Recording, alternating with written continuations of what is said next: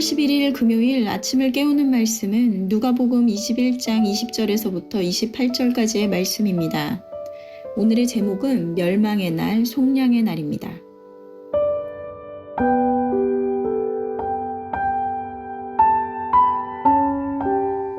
오늘은 예수님께서 예루살렘이 멸망할 것을 예고하시면서 그날의 참담한 상황을 말씀하시고 그 마지막 징조가 있을 때 그곳을 떠나라 말씀하십니다. 그러나 그날은 너희의 속량의 날이 될 것이다 말씀하고 계시는데요. 어제 말씀에서는 이스라엘의 예배의 중심이었던 예루살렘 성전이 무너질 것을 말씀하신 데 이어 오늘은 예루살렘 자체가 멸망할 것을 말씀하고 계십니다. 오늘 20절에서 21절 말씀을 보면 너희가 예루살렘이 군대들에게 에워싸이는 것을 보거든 그 멸망이 가까운 줄을 알라. 그때 그 유대에 있는 자들은 산으로 도망할 것이며 성내에 있는 자들은 나갈 것이며 촌에 있는 자들은 그리로 들어가지 말지어다. 초대교회의 역사가였던 유세비우스에 의하면 AD 70년 로마의 통치에 불만을 품은 유대인들의 반란으로 티투스 장군이 이끄는 로마 군대가 예루살렘을 포위하고 6개월 정도 이어진 이 전투로 인해서 약 110만 명이 목숨을 잃었다고 합니다. 이 전투는 우리가 상상하지 못할 정도로 비참하고 잔인한 전투였다고 합니다. 하지만 이때 당시 예수님의 말씀을 기억한 예루살렘에 남아있던 기독교인들은 펠라 지역으로 피신해 큰 환난을 면했다고 하는데요. 예루살렘의 이 멸망은 오늘 말씀에서처럼 구약에 기록된 말씀들이 이루어지는 징벌의 날이었습니다.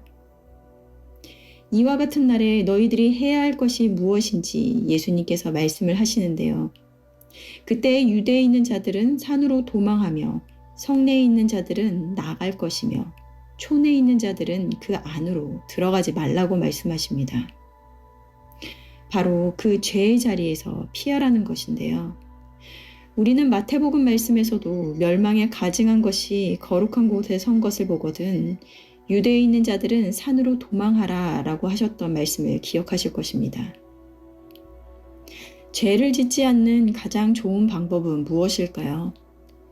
먼저 유혹의 자리에 가지 않는 것이며 혹시 그와 같은 상황을 직면했다면 죄임을 인식하고 그 자리에서 떠나는 것입니다. 우리의 마음 가운데 아니면 상황 가운데 이것은 하나님이 기뻐하시는 일이 아닐 것 같다라는 생각이 들면 재빨리 이 말씀을 기억하며 그와 같은 감정 그리고 상황에서 빠져나오는 것입니다. 예수님께서는 앞으로 일어난 일들, 예루살렘이 무너질 것과 성전이 무너질 것을 예고하셨고 그리고 이스라엘의 역사를 통해서 우리는 그 말씀이 성취된 것을 눈으로 보고 있습니다. 분명히 예수님께서는 그때가 되면 그 자리를 피하라고 말씀하셨는데 많은 유대인들은 그곳에서 끝까지 로마 군대에 맞서 싸우다 결국엔 많은 이들이 비참한 죽음을 맞이하였습니다. 그들에게 의로움과 정의는 끝까지 나라를 지키기 위해 목숨을 아끼지 않는 것이었을 것입니다. 그리고 세상의 눈으로는 끝까지 자신의 나라를 지킨 의인이었을지 모르겠습니다. 하지만 우리는 선과 악의 기준은 하나님의 말씀임을 잊지 말아야 합니다. 우리가 곧잘 착각에 빠지는 것은 우리의 오름이 하나님의 오름이라 생각하고 우리의 선이 하나님의 선이라 생각을 한다는 것입니다. 예수님께서는 그때 도망갈 것을 말씀하셨습니다. 결국엔 예수님의 말씀을 기억하고 그 말씀대로 지켜 행한 자가 생명을 구할 수 있었던 것입니다.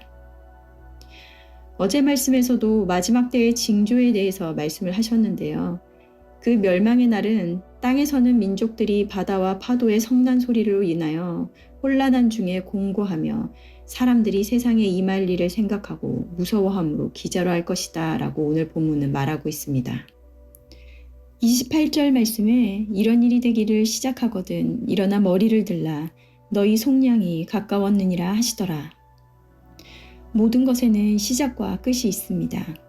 태어남이 있으면 죽을 때가 있고 학교를 들어가면 졸업할 때가 있고 아침에 눈을 떠 하루를 시작하고 밤이 되면 잠들 때가 있는 것처럼 모든 것에는 시작과 끝이 있다는 것입니다.